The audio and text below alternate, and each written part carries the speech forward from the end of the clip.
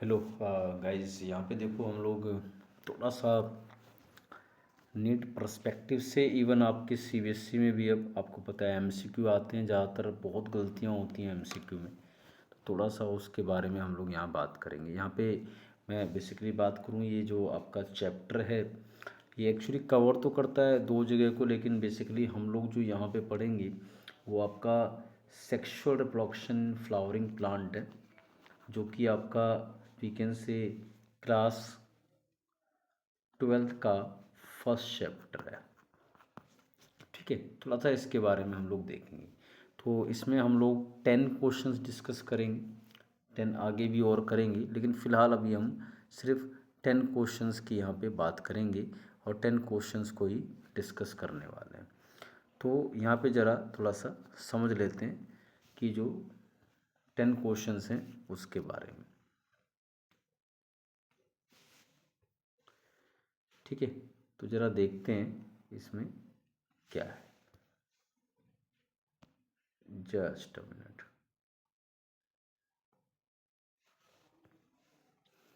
ठीक है, तो अभी देखिए मैं सबसे पहले बात करूं कि आपका क्वेश्चन नंबर जो है हमारे पास यहाँ पे जो है क्वेश्चन फर्स्ट की बात करेंगे। क्वेश्चन फर्स्ट आपके सामने आई थिंक क्लियरली दिखाई दे रहा है अभी कि क्या क्वेश्चन बोल रहा है। ये आपके सामने पूरा क्वेश्चन है। तो जनरली अपने पास क्वेश्चन जो है उसको ज़रा देखें तो क्वेश्चन एक्चुअली क्या कह रहा है। क्वेश्चन कह रहा है कि भाई आइडेंटिफाई ए टू जी, हमें ए टू जी आइडेंटिफाई करना है in following figure and answer accordingly. जो हमारे पास ये डायग्राम है इसमें ए से लेकर जी तक का ऑप्शन दे रखा है, तो हमें इसको आइडेंटिफाई करना है कि भाई इसके अंदर जो है आपका कैसे कैसे क्या रिप्रेजेंट कर रहा है। तो अगर देखो मैं बात करूँ इसके अंदर, तो भाई ऑप्शन की या पहले एक पॉइंट को समझ ही लिया जाए कि क्या क्या ये आइडेंटिफाई एग्जैक्टली कर क्या रहे हैं। तो देखो अगर आप देखोगे तो ये जो बीच वाला पोर्शन है, ये जो ए दिख रहा है, ये आपका बीच का सेक्शन है, ये है आपका ओवरी पोर्शन है। तो ए वाला ओवरी है कि हमें 100% कन्फर्म है, तो मेरे पास डी ऑप्शन भी नहीं हो सकता, ना मेरे पास बी ऑप्शन हो सकता। तो ए और सी में से कोई है। फिर उसके बाद ए और सी में ओवरी फिक्स है। फिर बी वाला यहाँ पे दे रखा है फिलामेंट ए ऑप्शन में, जो कि बी है। जबकि बी आपको पता है फिलामेंट तो आपका एंथर का पार्ट होता है, आपका यू कैन से स्टेमन का पार्ट होता है, सॉरी। और आपका जो है जो ये पार्ट है यहाँ पे नीचे की तरफ होता है, ये आपका सेपल का पार्ट होता है। तो अपने पास एक सी ऑप्शन ही बहुत करेक्ट आ रहा है। हमें कई बार सारा नहीं पढ़ना होता, हमें डायरेक्ट आंसर अपने आप ही मिल जाता है। तो अभी देखें तो हमारे पास क्या है, ए वाला ओवरी है, बी वाला सेपल हो गया, सी वाला आपका फिलामेंट हो गया, देखो एंथर के साथ अटैच है। फिर आपका डी वाला जो हुआ आपका पूरा ये पेटल हो गया। उसके बाद आपका हुआ ई वाला एंथर हो गया, आपको देखो क्लियरली दिख रहा है एंथर है ये। उसके बाद आपका जो है फिर हुआ एफ वाला स्टिग्मा बोल रहा है, ठीक है बिल्कुल स्टिग्मा, ये बिल्कुल पॉइंट दिखा रहा है स्टिग्मा पोर्शन। फिर आपका जी वाला जो है आपको पता है स्टिग्मा के नीचे का पोर्शन ये पूरा स्टाइल कहलाता है। तो अपने पास ऑप्शन नंबर कौन सा बेस्ट है, यहाँ पे C option is the correct answer. ठीक है, तो अपने पास सी ऑप्शन जो है वो करेक्ट आंसर में चलेगा। फिर देखिए यहाँ पे बात करते हैं, क्वेश्चन नंबर अपने पास आ गया। क्वेश्चन नंबर जो है सेकंड है। तो सेकंड क्वेश्चन की अगर आप बात करोगे, सेकंड क्वेश्चन में क्या है, ठीक है, find the odd one out. तो ओड वन आप समझ सकते हैं कि आपका प्रीवियस ईयर क्वेश्चन में आया हुआ है। ओड वन मतलब हो गया जो अलग दिख रहा हो बिल्कुल। ठीक है, तो आपको दिख रहा है देखो स्टेमन लिखा है, स्टाइल लिखा है, स्टिग्मा लिखा है, ओवरी लिखा है। तो मैं अगर बात करूँ तो स्टाइल फीमेल पार्ट है, स्टिग्मा भी फीमेल में आता है, ओवरी भी पिस्टल वाले में आता है, बट स्टेमन नहीं आता। तो हमारे पास सेकंड का ए ऑप्शन जो कि अलग है इन तीनों से बाकी सबसे। ठीक है, अपने पास सेम फिर क्वेश्चन नंबर थर्ड की बात करें तो थर्ड वाले में लिखा हुआ है वही केस है आपका, फिर आइडेंटिफाई ए टू डी। तो ए टू डी अगर आपको आइडेंटिफाई करना है यहाँ पे, तो आपको देखो सबसे पहले देखो ये पूरा एंथर का स्ट्रक्चर है। तो एंथर में सबसे जो अटैचमेंट पार्ट होता है वो तो फिलामेंट होता है। तो अपने पास ए का ऑप्शन आ गया फिलामेंट। फिर अपने पास जो है बी वाला जो ऑप्शन है, अगर आप बी वाले ऑप्शन को देखेंगे तो वह लाइन ऑफ डेहिसेंस जहाँ से फटता है एंथर पोलन ग्रेन को निकालने के लिए, उसको बोलते हैं लाइन ऑफ डेhiscence। फिर अपने पास बी हो गया। फिर सी ऑप्शन जो अपने पास आएगा वो है पोलन सैक, जिसमें पोलन ग्रेन भरे होते हैं, पोलन सैक। और एंड में जो डी है, छोटे छोटे दाने दिख रहे हैं, ये पोलन ग्रेन है। तो अपने पास डी ऑप्शन ही सबसे बेस्ट बैठता है कि भाई आपके पास जो है ये ए तो हो गया फिलामेंट, बी हो गया लाइन ऑफ डेhiscence, सी हो गया पोलन सैक जिसमें वो भरे पड़े हैं, और आपका डी हो गया वो छोटे छोटे दाने दाने दिख रहे हैं, ये पोलन ग्रेन्स हो गए। तो थर्ड का आपका डी ऑप्शन बिल्कुल करेक्ट आंसर है। ठीक है, पोलन ग्रेन आई थिंक आप अगर एंथर को थोड़ा सा समझते हो तो आपको पता होगा एंथर का स्ट्रक्चर जो होता है उसके अंदर ऐसे पूरे 4 सेक्शन आपको देखने को मिलते हैं, जिनको आप बोलते हैं माइक्रोस्पोरेंजिया। और जब ये पोलन ग्रेन, इसमें आपके पोलन मदर सेल वगैरह होते हैं, जब ये पोलन ग्रेन में डेवलप हो जाते हैं ये पोलन मदर सेल, तब यही माइक्रोस्पोरेंजिया एक एक सेक्शन कुछ सैक लाइक या बैग लाइक स्ट्रक्चर में कन्वर्ट होकर क्या बन जाता है, पोलन सैक बन जाता है। क्लियर है? तो ये अपना ऑप्शन क्वेश्चन कौन सा था, क्वेश्चन थर्ड था। अभी बात करते हैं क्वेश्चन नंबर फोर्थ, आपके सामने स्क्रीन पे बिल्कुल है। तो फोर्थ का क्वेश्चन क्या है, क्या लिखा हुआ है इसने, the terminal structure of स्टेमन is. पहली बात तो मैं थोड़ा सा आपको बता दूं स्टेमन क्या चीज़ है। स्टेमन आपका ये फिलामेंट होता है, ठीक है, और यहाँ कहीं ये फ्लावर के किससे अटैच है, ये फ्लावर का अपना स्ट्रक्चर होता है, जिसको आप फ्लावर का बिल्कुल बोल सकते हैं बेस वाला पार्ट होता है। ठीक है, आप इसको जनरली जो है थैलेमस के नाम से बुलाते हैं, जो बेस वाला पार्ट है।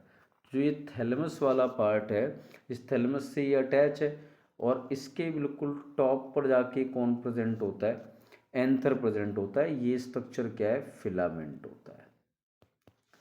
तो बोल रहा है टर्मिनल, मतलब आप समझिए कि जो ये फिलामेंट है पूरा, ये फिलामेंट के एंड पे क्या है, तो एंड पे सर क्या है, एंथर है,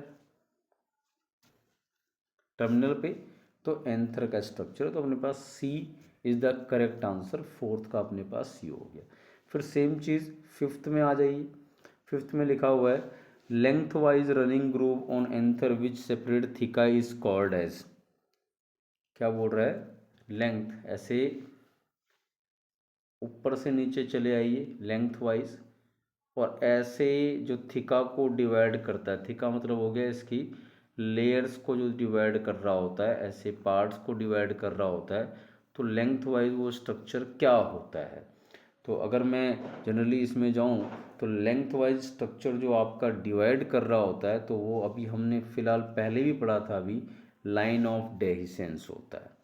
ठीक है, तो फिफ्थ का सी, मैं इसको आपको यहाँ दिखा दूँ तो ये अपने पास ये सिंपली ये क्वेश्चन जो है एक यहाँ पे दिख रहा है, तो ये आपका बिल्कुल देखो तो लेंथ वाइज दिख रहा है ना, ये बी वाला ऑप्शन, ये देखो ये लेंथ वाइज आ रहा है। तो ये आपका क्या कहलाता है, ये कहलाता है लाइन ऑफ डेhiscence। तो फिफ्थ अपने पास जो क्वेश्चन है, इस फिफ्थ क्वेश्चन का आंसर क्या हुआ, बी। ठीक है, तो ये फिफ्थ का भी अपना कंप्लीट। फिर आ जाइए, लिखा है सिक्स्थ क्वेश्चन में number of microsporangia in an angiospermic anther is. Sir microsporangia कितने होते हैं, तो जनरली देखो इसका अगर मैं बात करूं तो हम क्या पढ़ते हैं कि एक जो एंथर होता है पूरा, एक एंथर में आपके 2 सेक्शन या 2 लोब होते हैं। ठीक है, 2 लोब जो होते हैं, हर लोब में 2 क्या होते हैं, माइक्रोस्पोरेंजिया या माइक्रोस्पोरेंजियम, और इन्हीं में पीएमसी होते हैं जिनसे आगे पोलन ग्रेन बनते हैं। फिर मैंने अभी बताया था कि यही माइक्रोस्पोरेंजिया फिर पोलन सैक में कन्वर्ट हो जाते हैं जब पोलन ग्रेन बन जाता है। तो अगर मैं कहूँ तो how many microsporangia we have in an anther, 1 2 3 4, total 4 microsporangia. तो आपका आंसर कौन सा होगा, डी वाला होगा। 4 माइक्रोस्पोरेंजिया इसके अंदर आपको देखने को मिलेंगे। क्वेश्चन सेवन्थ की बात करें तो सेवन्थ क्वेश्चन अपने पास क्या है, देखिए माइक्रोस्पोरेंजियम डेवलप्स इनटू। अभी मैंने बात कही कि माइक्रोस्पोरेंजियम किस में डेवलप हो जाता है, जब माइक्रोस्पोरेंजियम में पोलन ग्रेन बन जाते हैं तो it will develop into pollen sac. Simple है, अभी बात कर रहा था मैं। तो पॉलन सैक में डेवलप हो जाते हैं। फिर उसके बाद आपका आता है इसके अंदर क्वेश्चन नंबर 8 लिखा हुआ है, थोड़ा इसको ढंग से देख लें क्योंकि ये थोड़ा बड़ा दिख रहा है क्वेश्चन। तो क्या लिखा है, आइडेंटिफाई ए टू ई। इसमें भी ए टू ई डायग्राम को आइडेंटिफाई करना है आपको कि भाई क्या क्या दिखा रहा है। तो एक दो जनरल में बात बता दूं, हम बाहर से अंदर आते हैं। सबसे बाहर की लेयर एपिडर्मिस होती है, फिर सेकंड लेयर होती है आपकी, उसको बोलते हैं एंडोथीशियम। थर्ड लेयर होती है मिडल लेयर्स। फिर उसके बाद अगली लेयर होती है, वैसे अगर मैं बात करूं तो लेयर होती है अगली, उसको बोल देते हैं टपेटम। और सबसे अंदर जो सेल्स होती है माइक्रोस्पोर मदर सेल एमएमसी होती है। तो यहाँ पे देखो, इसको डी को थोड़ा अंदर दिखाया है, ई को थोड़ा बाहर दिखाया है। बाकी सबसे बाहर, फिर उससे बाहर, फिर उससे आपका अंदर सी वाला। तो सबसे पहला पोर्शन ए हुआ एपिडर्मिस, बी हुआ एंडोथीशियम, सी हुआ मिडल लेयर, डी हुआ माइक्रोस्पोर मदर सेल और ई हुआ टपेटम। न्यूट्रिटिव लेयर होती है वो, जो न्यूट्रिशन प्रोवाइड करेगी इन पोलन मदर सेल्स को या माइक्रोस्पोर मदर सेल्स को। तो अपने पास ऑप्शन कौन सा बेस्ट बैठ रहा है, तो ए वाला तो एपिडर्मिस है, बी वाला एंडोथीशियम है, सी वाला मिडल लेयर है, डी वाला माइक्रोस्पोर मदर सेल है, ई वाला टपेटम है। टपेटम के बारे में एक बात और बता दूं मैं आपको, ये आपका पॉलीन्यूक्लियोटाइड या मल्टी न्यूक्लियोटाइड होता है और बाकी सारे नहीं होते हैं, तो इसको थोड़ा सा ध्यान रखिएगा। तो 8th का कौन सा आंसर आ गया, डी आंसर आ गया। फिर देखिए इसके अंदर दो क्वेश्चन और देखते हैं, ये 9th और 10th है अपने पास, क्वेश्चन नंबर 9th और क्वेश्चन नंबर 10th। तो क्या पूछ रहा है इसमें, क्वेश्चन नंबर 9th और 10th को थोड़ा सा समझ लेते हैं कि एक्चुअली ये क्या पूछने की कोशिश कर रहा है, थोड़ा समझें। 9th बोल रहा था inner most layer of microsporangium is. देखो अभी इसकी हम लोग बात कर रहे थे, तो सबसे बाहर एपिडर्मिस, फिर उसके अंदर एंडोथीशियम, उसके अंदर मिडल लेयर, उसके अंदर आता है टपेटम, और इस टपेटम के अंदर प्रेजेंट होते हैं सारे, ये होते हैं पॉलन मदर सेल या माइक्रोस्पोर मदर सेल। और ये लेयर जो सराउंड कर रही है वो कौन है, टपेटम की लेयर है, न्यूट्रिटिव लेयर होती है। और ये तीनों कौन सी होती हैं, प्रोटेक्टिव लेयर होती है। तो अपने पास आंसर इनर मोस्ट लेयर में कौन आएगा, टपेटम लेयर होता है। 9th का ए आ गया। फिर उसके बाद अपने पास अगला आता है क्वेश्चन नंबर 10th। क्या लिखा है, centre of each microsporangium is occupied by. अभी बात कर रहा था मैं कि जो पूरा, अगर आप थोड़ा सा डायग्रामेटिक जाओगे तो डायग्राम कुछ ऐसा होता है इसका, सॉरी,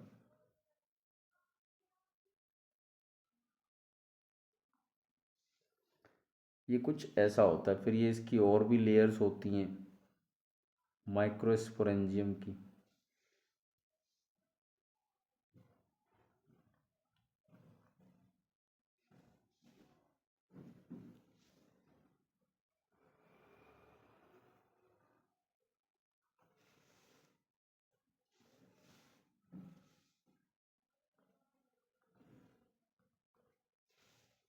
तो हम इसमें क्या देखते हैं, सबसे बाहर की लेयर एपिडर्मिस, फिर एंडोथीशियम, ये मिडल लेयर्स, फिर ये हो गई टपेटम।